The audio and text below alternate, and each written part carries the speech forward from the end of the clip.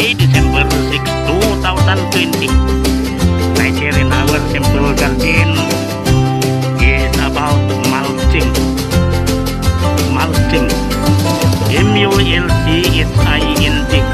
Probably this is a new word to you, but for those experts, they have known the meaning of this already long ago.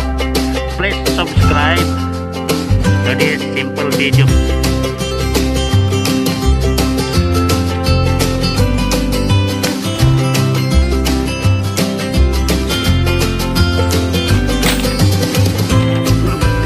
What do you mean by mulching?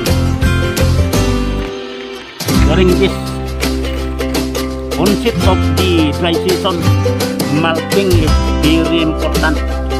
If possible, if there are materials to use in mulching, we have to apply this one because it helps us a lot in our gardening activities and crop production. What is mulching?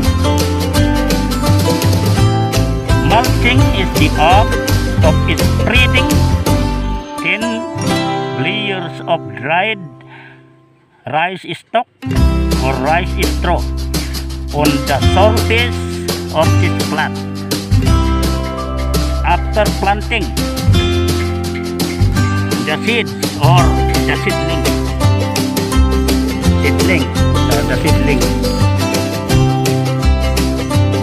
or the seeds, any kind of seed that we want to plant, provided we have the necessary mulching material, we have to apply this decently because it helps us a lot. So mulching. After planting,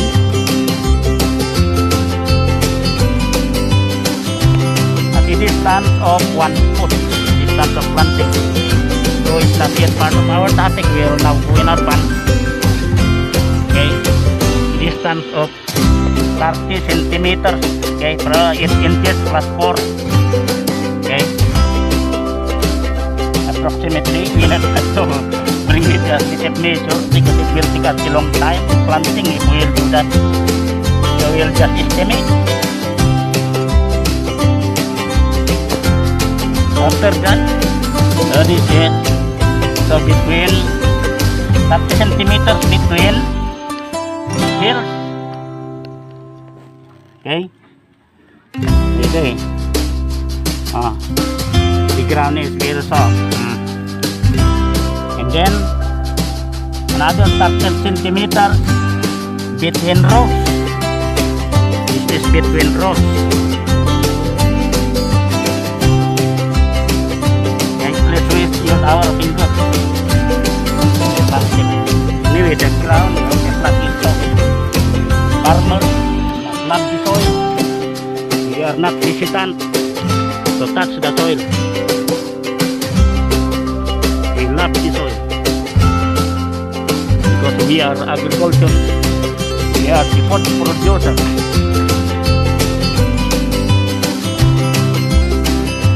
Okay. Now, what shall we do next? So how will we do that? Okay.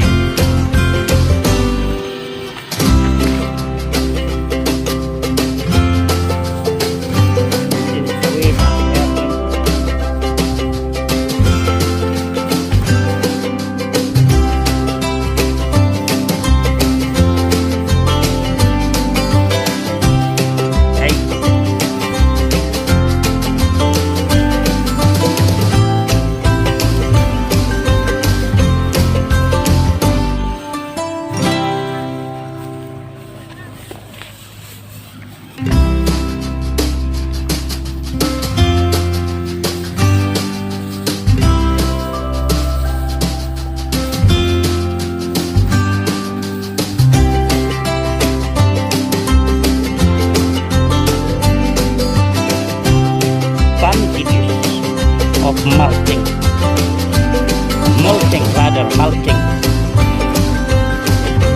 advantages. Number 1, preservation of soil moisture. Why?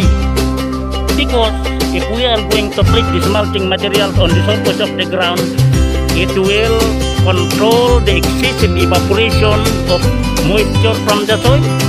This one, for example, we have the moisture inside.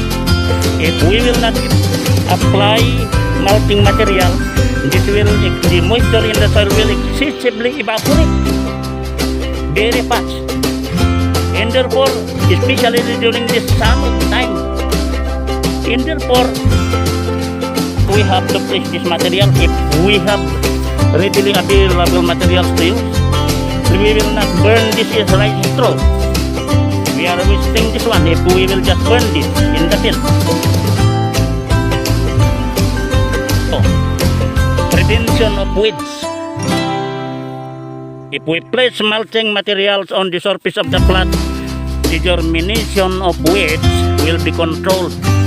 They will not germinate anymore because they are suppressed by the mulching materials. The seeds on the ground surface will be suppressed.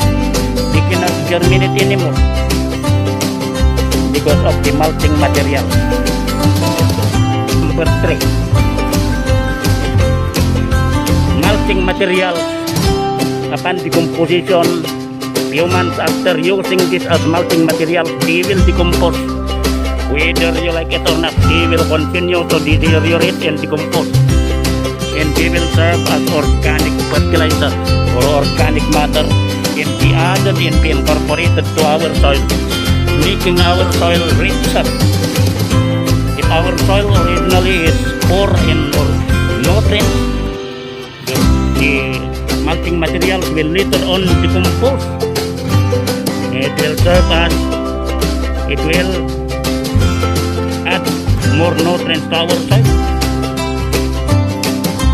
This one, for example, this one will continue to decompose later on, and it will be added to the soil as organic fertilizer, making the soil more porous and fertile. So that's it. Plant the seeds. Okay. And you plant the seeds. Then we will plant manually because we are not high tech. We use our bare hand.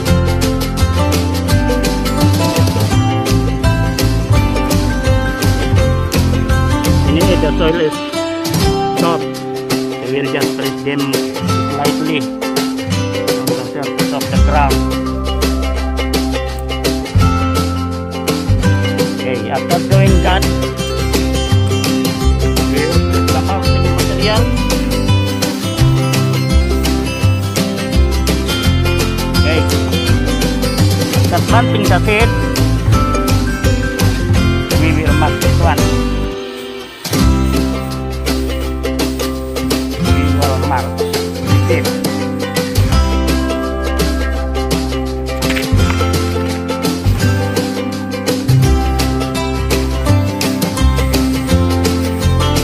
Okay, look this thing. You might say, how can the seeds? You might ask, how can the seeds germinate? It will germinate actually after planting 7 days to 14 days. You expect the seeds to germinate. Let's see now the result.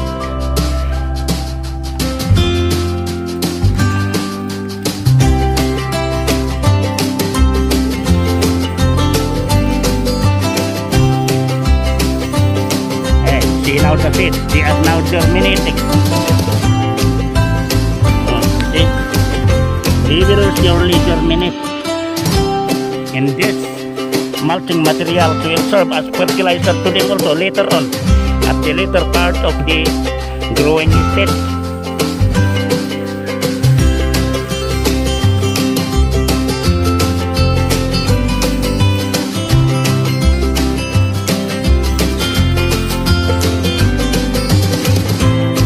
Thank you very much for watching. Please subscribe. Please subscribe to my video. God bless us.